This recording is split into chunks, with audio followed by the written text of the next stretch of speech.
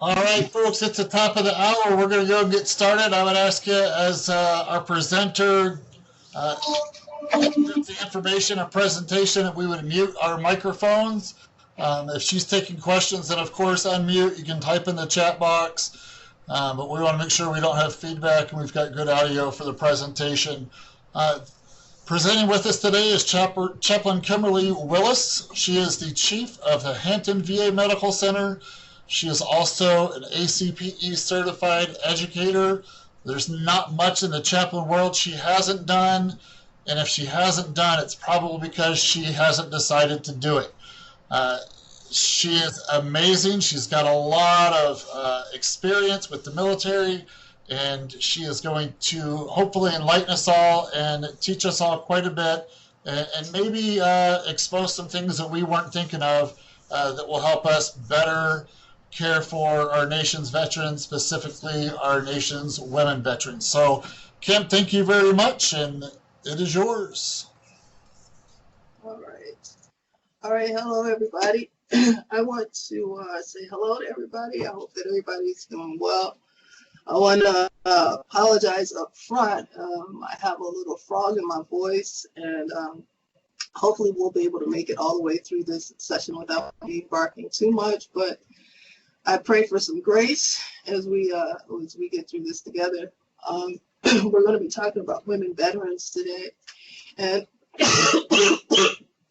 if anybody has any questions, please just unmute your mic and jump in with any questions that you might have. If you can type them into Skype, and hopefully I'll be able to pay attention and see it. But if not, just like I said, unmute your mic and we'll go from there. What we're going to try to do today is we're going to talk a little bit about the history. There we go.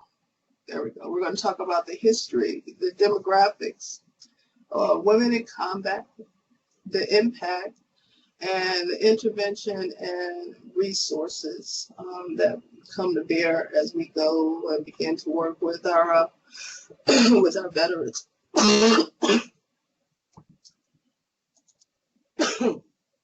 We're going to start off with our branch of Navy.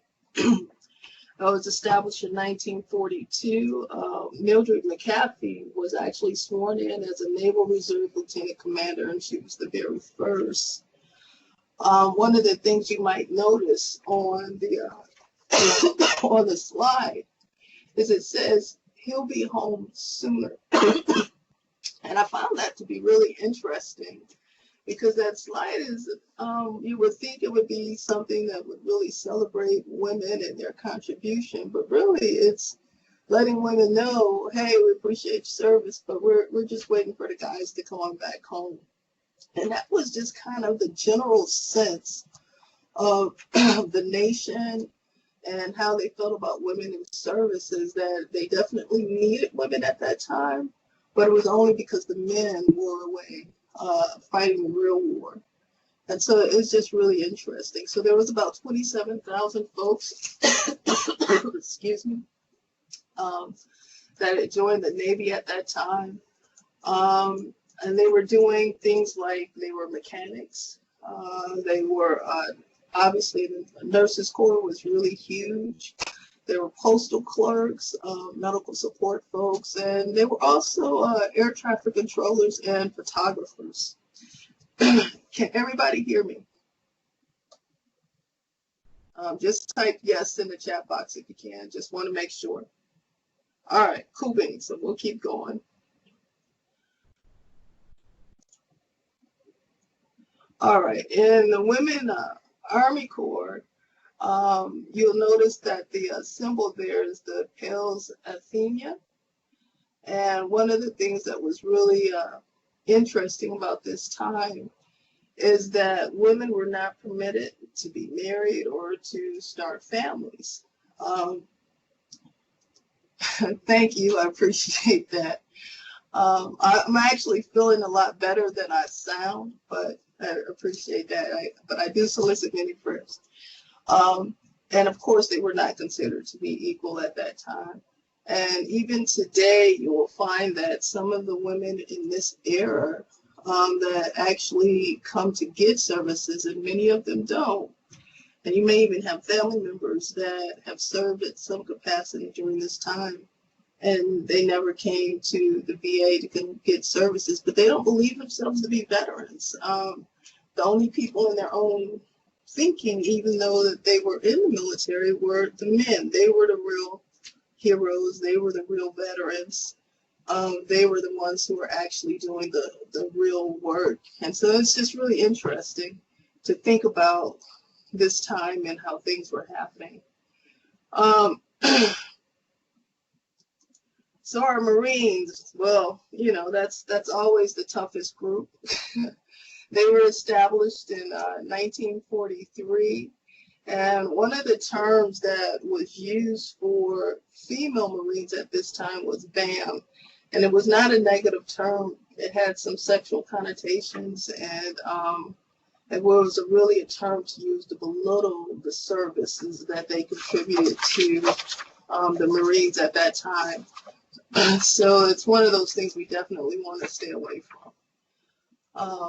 It was the most difficult service for women. It was difficult, one, because of the sexism.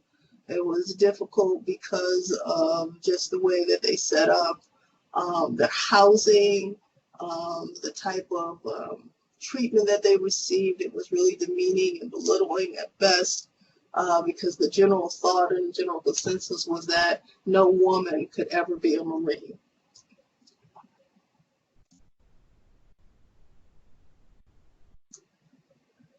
All right.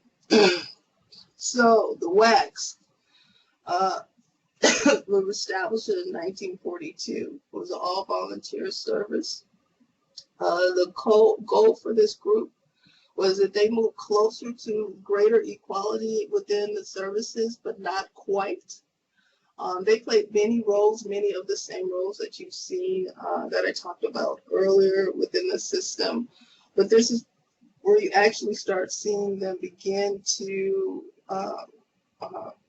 fly aircrafts, not overseas yet, but fly aircrafts within the United States, doing different little short missions, whether it was carrying mail and or even transporting troops.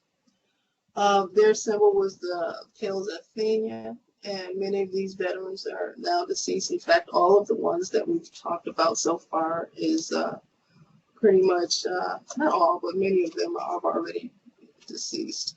All right. All right, so this is just a brief cap of the history. Is in 43, women were considered auxiliaries, meaning they didn't have veteran status. And my question is, why do you think that would be important for, if we have any of these folks alive, why do you think that would be important today? And you can type your response or you can unmute your mic. It's kind of written there, so it should be easy. Okay, you asked the question, why would what be important? Why would it be important that the women who served before 1943 were considered auxiliary and didn't have veteran status?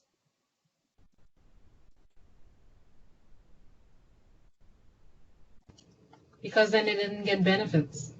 Okay, so they don't get benefits. So that if they're not getting benefits, so just imagine, we have things like post-traumatic stress disorder is not new. Military sexual trauma is not new. And while women were not engaged in things overseas as far as the battles and things of that nature, they were back here at home working as nurses and seeing things that could be extremely traumatic. They also had, just because of the nature of the environment that they worked in, sometimes it was very hostile working environments. A lot of times it could be said to be such. So, but they couldn't get any type of services. So how do you think that may have impacted their lives?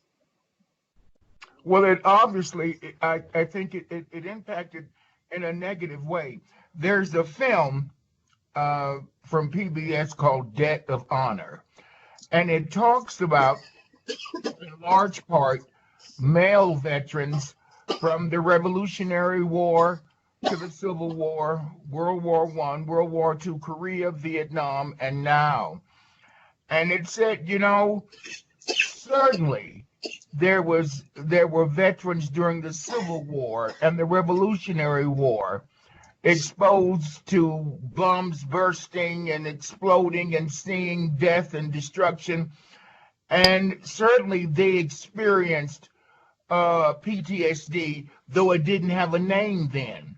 So I can imagine, as you just described, what these women must have experienced in terms of their combat experience or their nursing or medical experience interacting with combat troops, and then having to be more or less abandoned by their country because of their status as females and not being really recognized as veterans, but having experienced some of the same kinds of traumas that frontline veterans did. And so even though it was a reflection of the times, I don't buy that as an excuse. The right thing to do was always the right thing to do, no matter when it is. And so these women were not honored as they should have been. They were not respected as they should have been. And so we learn a lesson from that, so that today, women in all branches of the service are treated equally and fairly and honorably. You know? Yeah. You're actually really just spot on. And what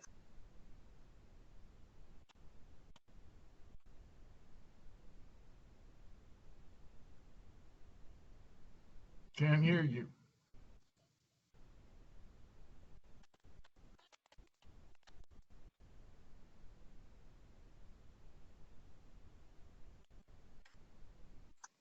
All right, sorry about that. So you're absolutely spot on, and I appreciate your comments. One of the things that I think about for these women, one, they should be celebrated for what they did in service to our country, but also for those, and not all of them, but for those who did experience trauma during their service, and I think the microaggressions that they did experience is traumatic in and of itself. But I think about how that impacted how they function in their family roles, because if we think about it, during that period of time, there was a very traditional roles where mom was generally at home, and mom generally took care of the children and made sure that the home is intact. But I'm just curious about, and I think about, and there hasn't been a lot of studies to speak to this, it's just my own curiosity, about how their interaction inside of the home was altered because of their military service. We see that in present day, so my imagination is that it most certainly happened during that period of time as well. But as we continue through the slides, we'll see that in 1993, Congress opened combat ships to women. 93 to 95, pilots was in all branches, not just the Army Air Corps and then Air Force. 2005, we have our first Civil Star. In combat, in 2008, we had our first to be promoted to a 4-star general. Some specialties were still restricted, but as we all know, and we'll talk about this in the next slide, in 2015, they opened up all areas of the military. So let's go to that. All right, so this is just a brief history, just a quick look of just the number of folks that we had in the military that were either deployed or active duty, reserve, and guard. And if we come all the way to 9/11, you'll see that we have about 350,000 women have deployed. And that's pretty amazing number when you think about the women consist of less than 10% of the military right now. And so that's a really significant number for 9/11. Those numbers are higher today. Our next several slides is going to show us a bunch of different graphs.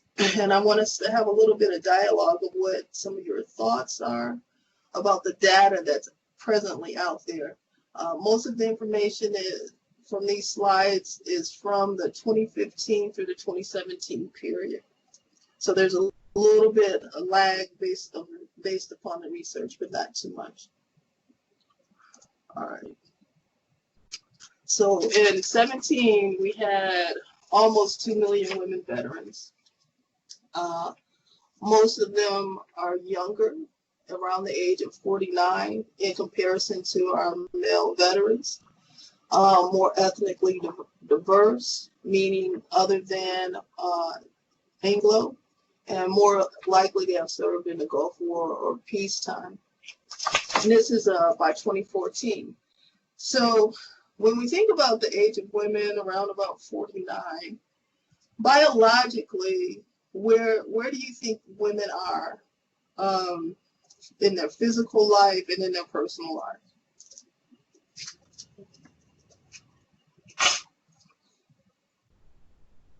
At age 49. At age 49, and it's open up for everybody to have some conversation about this.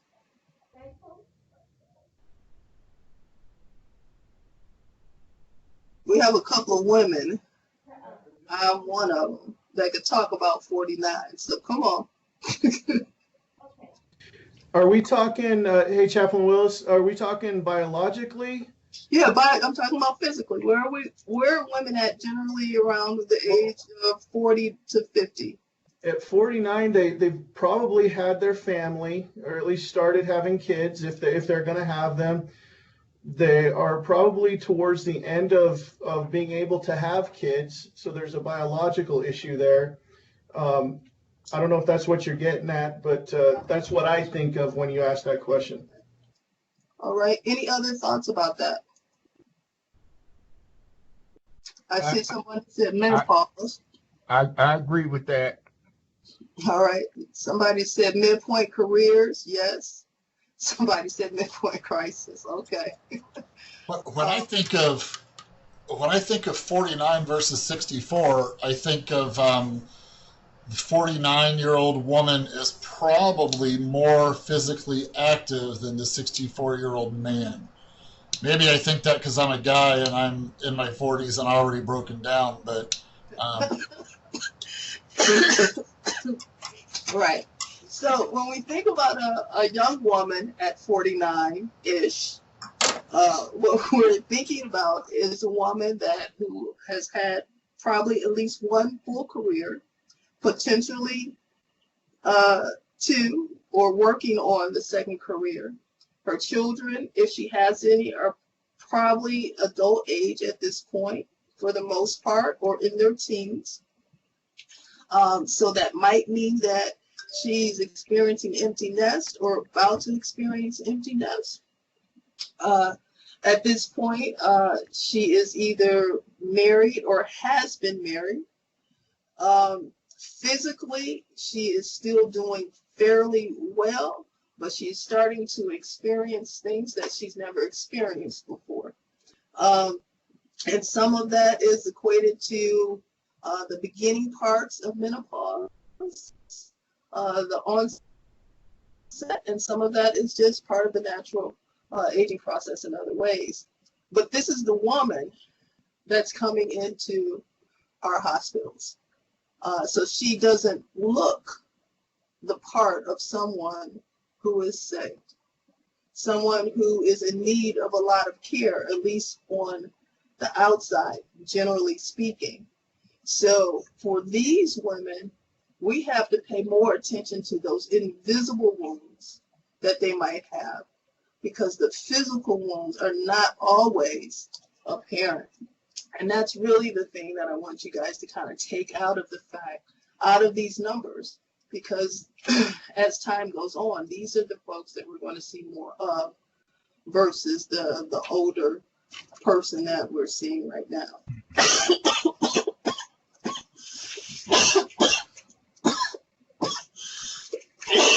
Sorry, guys. All right. Now, according to this particular slide,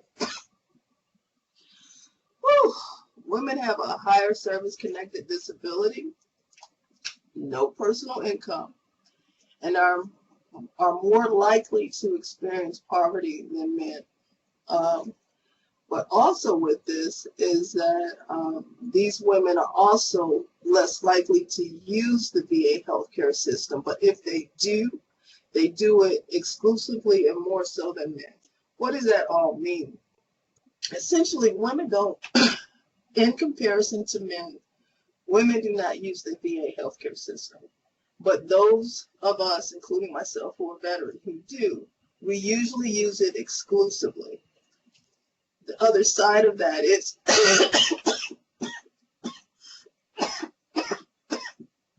the disabilities are generally higher because of the chronic illnesses that that women receive during services, during military service, and the things that they've been exposed to and the traumas that they've experienced and reported.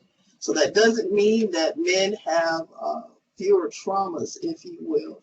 It's just that when women report, they're more willing to report those traumatic events when it comes to getting services here at the VA.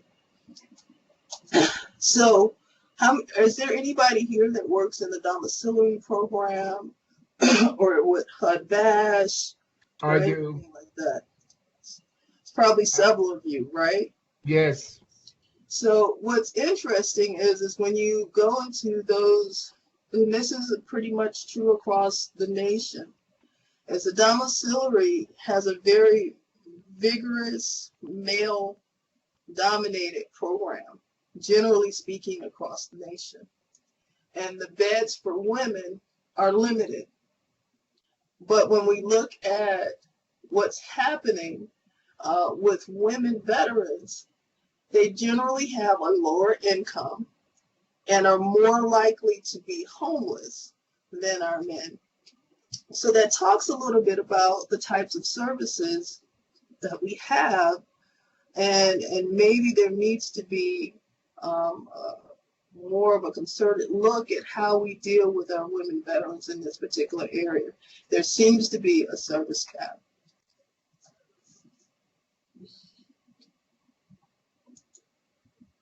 All right. Looked at that already. All right. So housing stability. This is what we kind of talked about a little bit. Women make up 9% of our homeless population. It's about 4,338. Now that's 2015. And I've always been curious about how we decide how many people are homeless and, you know, how accurate that is, but we don't need to go on my own political soapbox about that.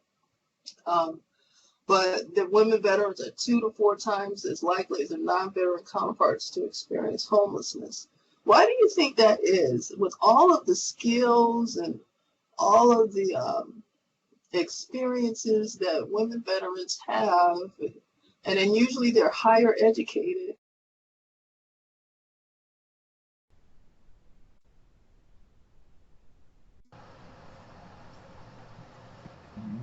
Sorry, that was me. I'm sorry, Matthew, what did you say? That was me.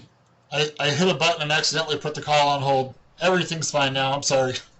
Oh, okay. Okay, so I don't know if people heard the question, but the question is, why do you think that women veterans experience homelessness greater than their non-veteran counterparts? Okay. Someone said silent sufferer, divorce. Jonathan, that is actually really on point. Income disparity. Hey, Chaplain Willis. Yeah. I would also like to suggest that perhaps it might be due to, just in general terms, women tend to kind of go towards jobs like teaching and secretarial stuff. Well, a woman veteran, that might not have been what she was trained in. And so the availability of a job where she has a skill set in the civilian market might not be even open to her. Does that make sense? So if I'm hearing you right, do you like Will or William? Billy. Billy, I can work with that too. So what I think I hear you saying is that the jobs don't translate very well. Yeah, absolutely. And if you look at it, it's here in Utah, almost 85% of the teaching positions are held by women. Well, you got a large population of female veterans in our state. Well, they weren't trained in teaching. They were trained in other things. And I think there's still a mentality that women have a specific role within the civilian community. And I think continuing talks like this will help adjust that perception. I think that's a good point. Women still make less in any career field for the most part. Make less than their male counterparts. Divorce impacts women generally greater than it impacts men, especially women who have been in traditional roles. But the part that we probably didn't talk about is that while folks in the civilian world, they experience a plethora of experiences that it can impact them emotionally, mentally, and spiritually. Women veterans who have experienced those things that impact them negatively, emotionally, spiritually, and mentally within the context of the of the military service, experience it completely in isolation, and that can prohibit them from being able to function in the civilian sector. And it's hard to work, and we'll talk about this in a later slide, but it's hard for them to go to work and be at work. Someone earlier talked about females talking about that they had difficulty being in the domiciliary because there are so many men. Well, you take an IT profession. So in the military, I didn't, but as an example, a person would do IT, but then they go to the civilian sector, it's filled with men. I have a trauma that prevents me from working with all of these men in this environment. So it's all of those type of things that come to bear when we think about women being in a situation where they're homeless. One of the protective factors, which I think is really neat, which is also still kind of mind-boggling too, is that women are generally more educated. They're more educated than men as a whole, and they're more educated than civilian women on that are equal in them in age and other type demographics. But that is a protective factor that helps many women not find themselves in a position where they are homeless. All right. So as it relates to occupations, and this is the really neat thing to think about, from the military standpoint, we're pretty diverse. As it relates to our demographics, except for in the military, there are still more Caucasian women in the military than anywhere else. But I think when we think about racial diversity, I really think when we look across the nation that it is contingent upon the actual job, the occupation that we're talking about, that you're going to find more folks of a different race in particular jobs than you would find in a different job. And so while it is very true that across the board the military is less diverse, it's just really interesting to know that I think that's the same if you look at any particular occupation.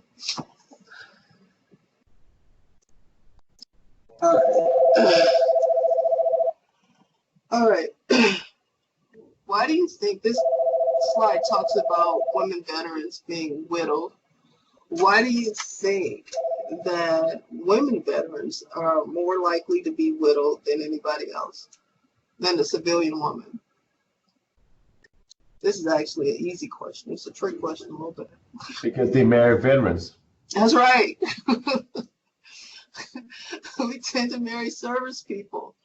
And even when we don't marry other service people, we find ourselves, and this is really interesting to know when I was doing the research on this, is that even women veterans who don't marry other military person, they marry police officers and firemen and other high-risk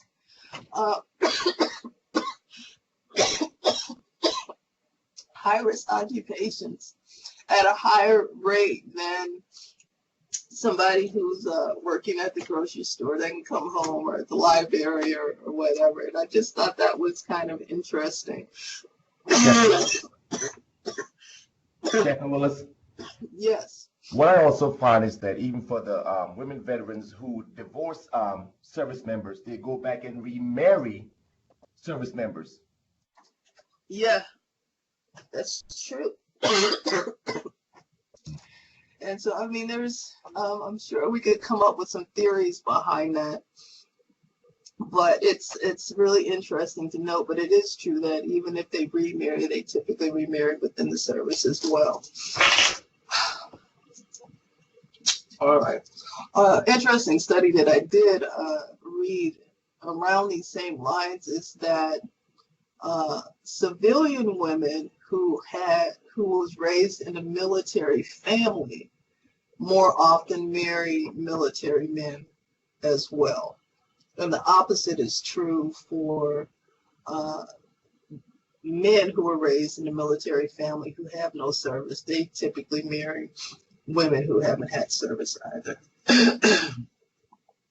All right. So, as I talked about earlier, our female veterans have a higher degree of education compared to our non-women veterans, which is helpful because maybe part of when we think about women veterans and their willingness to come to the VA, is it because they're seeing their research, meaning getting help from other sources? And the research is kind of sketchy on how much or how little that is actually happening. All right. So we got folks from all over the line here, right? We got folks as far as New Mexico and all the way to the England states. But if you take a look at this, we have a couple of areas in the United States where we have a high percentage of female veterans.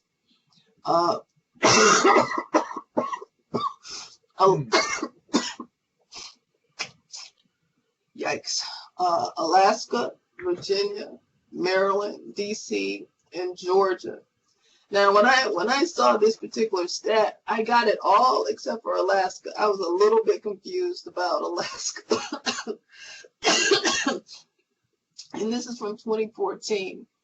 My best guess is that there would be more people in Florida and Texas, but it seems like Alaska hits the top of that. It was just kind of interesting to me. Excuse me. So, but if you look at the numbers per person, you got Texas, California, Florida, all the big ones. But I'm still compelled to try to figure out the whole Alaska thing. It's just kind of crazy to me. One day, maybe one of you guys can help me understand why folks are going to Alaska to live and not just fish and come back to lower 49. Uh-oh. All right.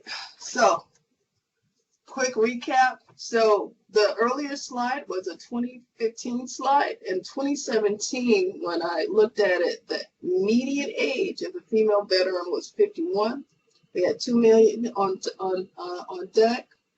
10% of the population, 6% of those folks were actually used in our healthcare. 45,000 was OEF and OIF.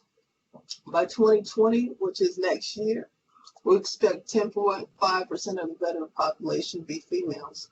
So it's a slight bump. It's not a huge bump, but it is a slight bump. So this is what you're going to be seeing literally today and next year in your medical facilities. All right, so what's going on the active duty side? Because that's going to let us know how we can project our future. So in 2016, Army officers, there was 18% of Army officers were women. And if we just read down the slide, on Army side, 14% enlisted. Navy officers, 18%, enlisted 19. Marines, 7.5, enlisted 8. Air Force officers, 21, and enlisted 19. So I'm an Air Force veteran, and so we are leading the pack because that's what we do. But what's really interesting is when you look at this particular demographic, is that it's still a small percentage of the total component of that particular branch of service. It's still not a lot of people. You still have 80% or more that are men. So what do you do with that, right?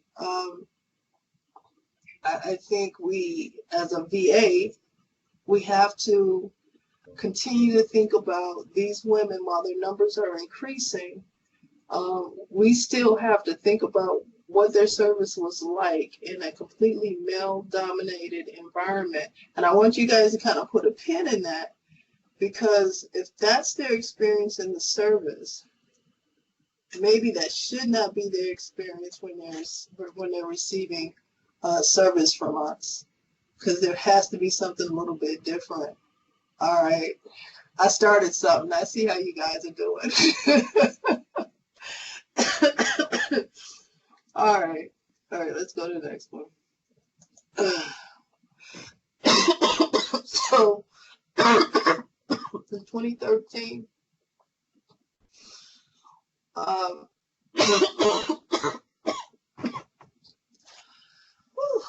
that's when combat opportunities became available. And I want to caveat that, because the reality is that women have always been in combat. It has not been recognized combat. We have had women as early as the American Revolution dressing up as men and fighting the war. As recent as our OIF, OEF, we've had women who were not supposed to be. Has anyone seen the Lioness video? So watch the Lioness video if you have an opportunity. And it really follows a group of women who were not supposed to be in combat roles. And you will see that at every given point in opportunity, they were in combat situations, but that experience didn't count towards combat. So women have always been in combat. We are just not at a place where we're recognizing and appreciating that, and also getting the awards and decks that are related to that type of service, which also includes rank. Because the reality is in the branches of service, if you're not serving in combat, if you're not serving in combat and you're competing against someone who has served in combat, that person who has had that real experience gets the nod before you. So it affects people's pay when you think about it. So maybe that could also be something that kind of points to what happens when people get out and experience a decreased ability to care for themselves fiscally. All right. Sorry about that. All right, so right now we got in 2015, that's when Secretary Ash opened it all up. And then they went and they supposedly studied it in 2016. They really opened up the floodgates. And 51 female Army infantry officers, 253 of those are enlisted. 17 women successfully completed Army Ranger course. There was believed that women could not complete the Army Ranger course, but they did. 26 female in Marine infantry and 382 females in Marine combat units to date. Nancy noticed an article, Duty Army Chaplain Promotions. Those male chaplains who were prior military are most likely to be promoted, at least from captain to major. Yeah, that's true too. Jesse said a female soldier in my company was killed while we were downrange, though she was not considered combat arms. So we all have experienced or know of, either tangentially or personally, that, you know, this is true. Women have been in combat. All right, so let's talk about being in combat. So these are some of the things. What do you guys notice about the expression on these two women's face?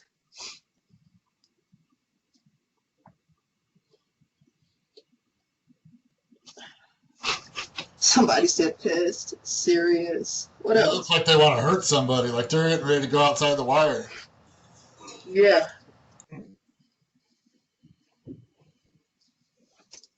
When I looked at these two young ladies, what I really wondered when I looked in their eyes is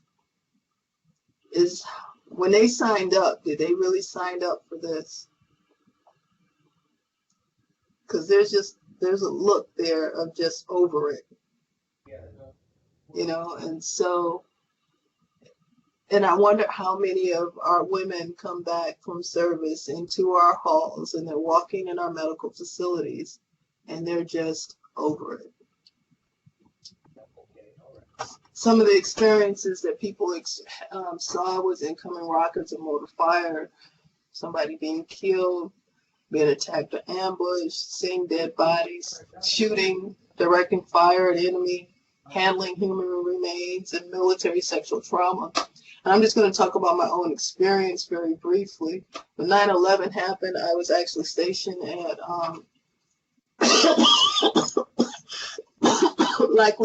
Lakeland Air Force Base, and I was on the rapid mental health response team. So, and I was not a chaplain at the time. We got called up, and I was sent to Dover to work in the morgue. Never been in a morgue before. Didn't have any experience with that. But my job was to help people who were behind the line, if you will, in the actual morgue, doing the autopsies, looking at the various pieces and components of people and all of those things. There was no training for that, and there was no preparation for that. It was just part of the job, and my job was to make sure that the people that were there could handle it. And there were a lot of folks who, even though they were part of mortuary affairs, who got called up, but actually never participated in something like this before. And so when I say that in and of itself, handling remains can be very traumatic, it can, and in many ways. I don't know why it keeps going backwards. All right, so combat experience, there's an event that happens, then there's a set of conditions and symptoms that happen, and then we have a life impact. So the life impact is not just a military service, it's everything that that person is engaged in. So that's how they interact with their children. It's how they interact with their significant other. It's how they interact in their occupation, whatever that might be. It's how they interact in their education. It's how they interact with their extended family, how they interact with their friends. I see him at 10. Okay. It's all of those things. Roger, you need to mute your phone. Right. Okay. Roger, mute your phone. No, I'm not doing the grief class. Okay. Yeah. I don't know who's doing that. Chaplain Ward, mute your I phone. don't know if Christian is doing it now. Okay. All right. Chaplain Ward, mute your computer, please. Thank you. All right. And so these are the conditions and symptoms that we typically see. We see some poor health that comes from that. We see some eating problems, some substance abuse, some trauma, and some symptoms. Trauma symptoms that come about. And when we look at our Operation Enduring Freedom, 19% of our women said they experienced PTSD or actually has been diagnosed as such and actually receiving military benefits for such. Non-dependent of substance abuse.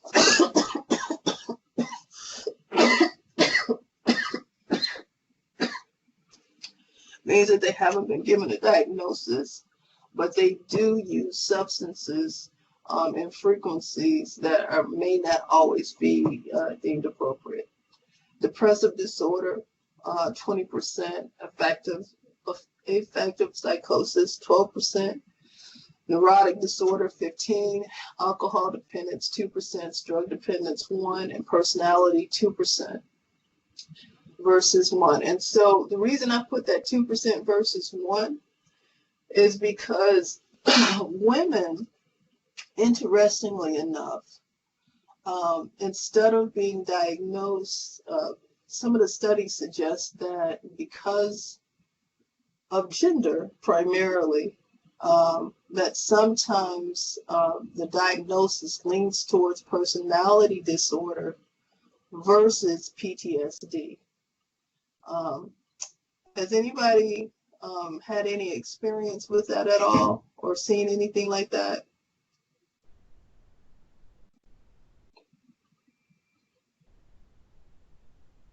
Okay. I'm going to go on because we're kind of short on time. I see, okay, a couple people said, yeah, some folks said not personality disorder, some depression.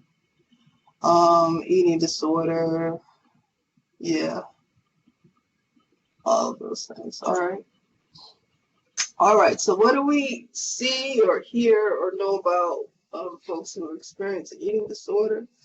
The way that it is manifested mostly is binge eating, self-esteem problem related to body image. Sorry about that.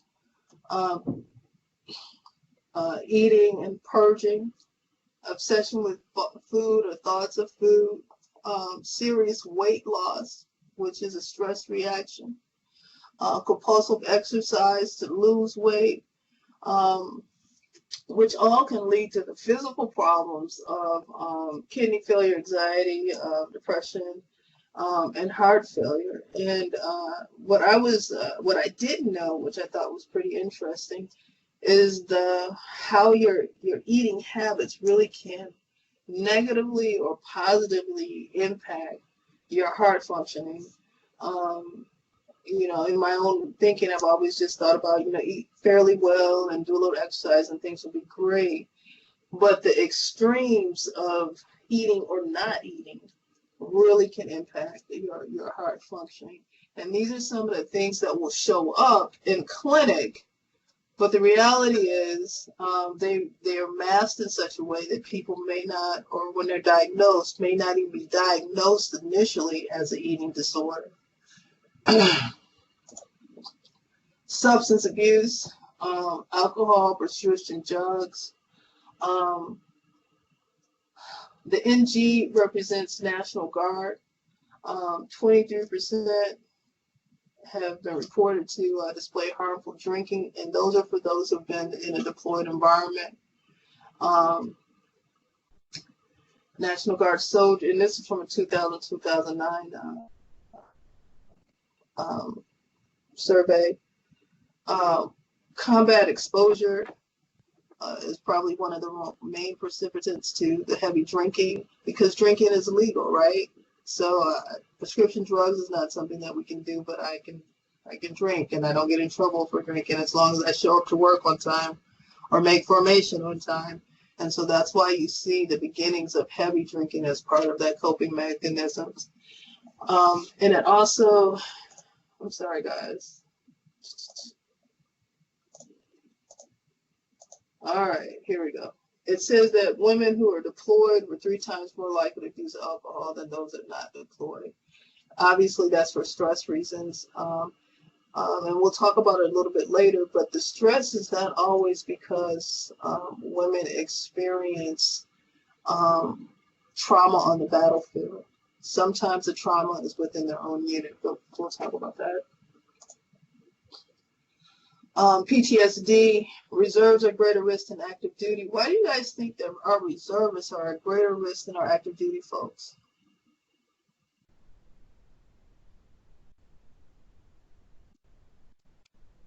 Primarily because, go ahead, I'm sorry.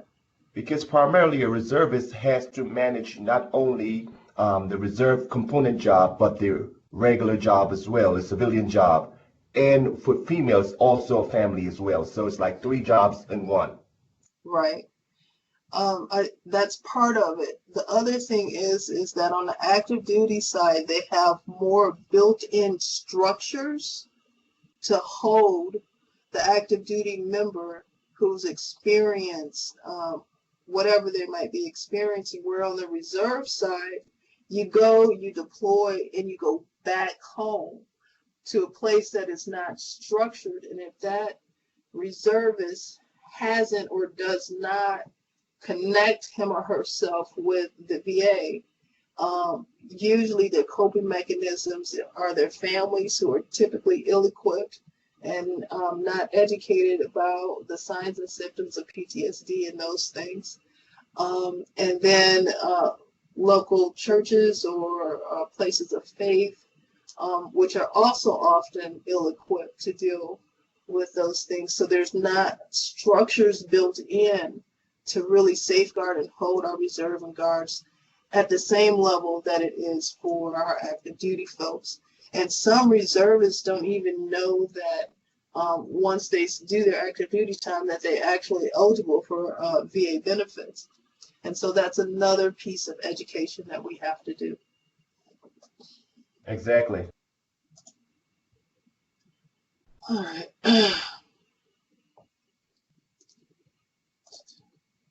All right, so MST, many people that experience MST are diagnosed with a major depressive disorder, personality disorder, experience great extreme levels of shame and guilt, sexual problems, and that could go both ways. Sexual problems in that they are more promiscuous, or sexual problems where they are less able to enjoy themselves in intimate relationships. High levels of alcohol, drug, food abuse, PTSD. Something that I didn't put on any of these slides that really need to be on there is moral injury, which is extremely important facet to all of this. All right, so remember I talked about roles a little bit. So,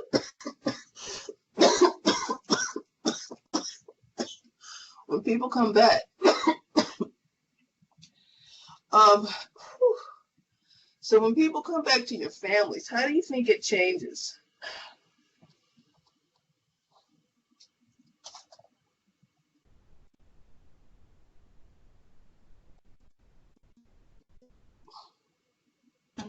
I'd like to respond to that. Yeah, please. I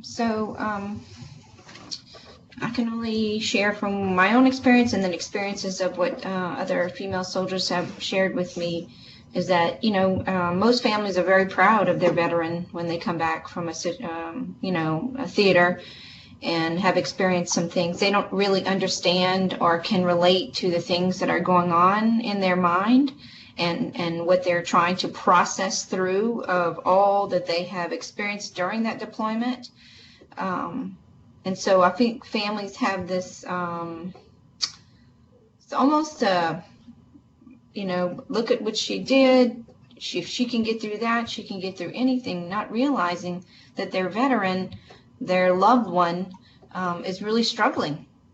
And so it's kind of like a misperception I mean, I can only speak for an experience I had that was exactly that.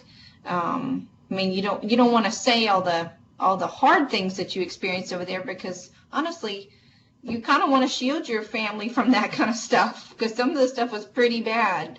And so I was just very grateful that I had some brothers that were deployed and encouraged me to go to the VA and seek some help. But and I've had other female soldiers that have come to me. I was a chaplain in Iraq, and said, Chaplain, I'm struggling with this, and what do you think of this? And I said, there's help. There's a lot of help, because families view you a certain way. You don't even know how to explain to them what you experienced. What can you say? You can't really say, oh, it was great, we partied. It wasn't like that. It was not like that at all. And you kind of on high alert at every moment. And so when you come back, you still kind of on high alert, until you can start processing and breaking down those barriers and realize that you're in a safe place. And your family does not understand that. But you can help them. You can help your families. And I think veterans, and I've said that to a lot of soldiers. I'm still in reserves, but I was active duty then. But yeah, I think you can help your family. Saying, I went through some things. I'm unable to process right now. Thank you for loving me through this. Mhm. And that's all. Thank you for being open with us and sharing that with us. And I really appreciate you being transparent and just giving us a little bit of your experience. You're absolutely on target. There is a sense, oftentimes, when the veteran comes back, that number one, everything will just go back to normal, and that the same patterns and roles, all of those things would be the same. And it's usually not. It always changes. And there's all of these emotions that she's trying to figure out how to process, which can push and alienate her. And one of the last bullets there is that women warriors have higher divorce rates than civilian women do. Because it's just hard. There's still this expectation, like I think you said, that hey, you made it through all of this and you were able to do all those things, so you have the big S on your chest, but there's no S on the inside to make those things work. And so as chaplains, one of the things that we should be thinking about, especially as we're doing spiritual assessments, etc., is how is this person functioning in the context of their family? Because the family is definitely being impacted, and it might not even be something that the female veteran brings up immediately. It might just be the more immediate emotions of what they're experiencing, those kind of things, and not what's happening in the family context. Friendships. I guess I only have a few more minutes, so what I'm going to do is, you guys will get the slides, obviously, but one of the other places of impact is how we relate to our friends. Oftentimes, friends who never had military service just don't get it. And it's hard for them to understand why you don't want to share or even celebrate that you've come back, because everybody doesn't feel like a hero when they come back. That's the other piece, and especially when we think about the issues of moral injury wrapped around all of this. Pardoning, more severe problems are associated with relationships when a person's diagnosed with PTSD. Women warriors are involved in intimate partner violence, so there's much more aggression. And intimate partner violence can cover physical, emotional, and material violence. Material violence is monetary or keeping away things as far as it relates to home and things of that nature. But the big impact for the most part is that separation or problems in relationships that lead to divorce. Parenting is huge for women who, when they come back, and how they relate to their children, the ability to bond with their children and connect with them, and then as a result, then we see more problems happening with children who are acting out and misbehaving. So our spiritual impact, they feel invisible, dehumanized, that they experience sexual harassment, and so there's some shame related to that, and just rejection, and of course, the marriage and children. Those are all the places that we experience in the spiritual impact. And then what happens is there's this wrestling match with God. There's experiences of grief, confused about their own self-concept of worth, what others, their concept, and how we see the world, and meaning and purpose. So some of the confusion about your relationship with God, the question of theodicy is always huge. Loss of community, sustained beliefs. Some folks go in to a situation believing that God will be a God of provision, God will care for them, God is the great protector, but they didn't experience protection in the context of their military service. So what does that all mean? The feelings of being damaged and worthless, and not being seen beautiful in the sight of God, self, or others. So when we intervene as chaplains, when we connect, we're connecting on a couple of different places. Yes, the spiritual piece is co-laboring with our health providers, and then the social support. And because we are chaplains, we kind of do a little bit of all of that in some ways.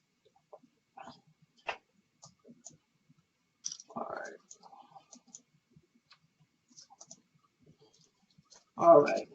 So one of the things we need to be aware of when we're seeing folks when they come in is, their moods, self-harming tendencies, withdrawals, and distrust of others. That means they might distrust us even though we are chaplains. And we have to think about ways that we can join and partner with other chaplains as necessary, other healthcare providers, and outside resources. And we'll talk about some outside resources in a minute. We also have telehealth for you folks that may not have any female chaplains on station. There's a whole list of chaplains who are willing to do telehealth visits, and all of their names and information is on these slides.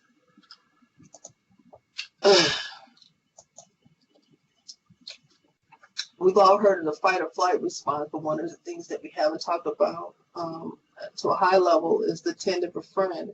And essentially, to encapsulate this whole couple slides, is that women tend to do well, not just women, studies show men too, when they are in supportive group environments to deal with their experiences. So some of the work that we can do is develop groups so that we can help our female veterans find a community and create a community where they can begin to deal with some of their experiences. Another key area is to actually work with families to a high degree. Work with our community partners as much as possible, like vet centers and DAP and things like that, to provide education about what the signs and symptoms are and how we can come alongside to help. The Center for Women's Veterans, there's a web address on the bottom. They have a plethora of information and tools and things that you can look at it as a way of trying to develop your own programming for our women veterans. All right, so make sure that you know all of these people on in your local station. That's the Women Veterans Coordinator, MST Coordinator, LGBTQ Coordinator, the Intimate Partner Violence Coordinator, and your vet centers. Because a lot of women will go to the vet center because it's confidential before they will come to the main hospital. So that is another area that you can begin to invest your time and energies into to provide some assistance. All right, so that's all I got. Are there any questions? I know we went over time and I rushed through the last part of those slides. But if there's any questions, I'm completely open to answering those questions.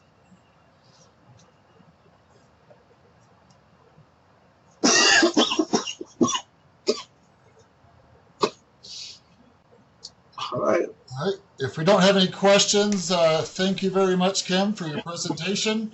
We will get the slides out to everyone so they can have them for reference and look at them. And thank you so much for enduring your cold or your whatever that is that's going on. It doesn't seem to be pleasant. So hope you get better soon, and hope that you start healing up with that. Well, thank you, everybody. I pray you guys have a great rest of your day. For those who may or may not know, Chaplain Etheridge retirement ceremony is today. He's our associate director, works over, he does mental health integration chaplaincy, clinical pastoral education, community clergy, and rural health program is some of his three main pillars. So just shoot him an email of congratulations and well wishes, if you will. And we're about to go celebrate him around about 2 o'clock. I thank you for your time, and I appreciate all of you. Godspeed in the work that you do here at the VA. All right, cheers. Thank you, Kim. Bye. Thank you.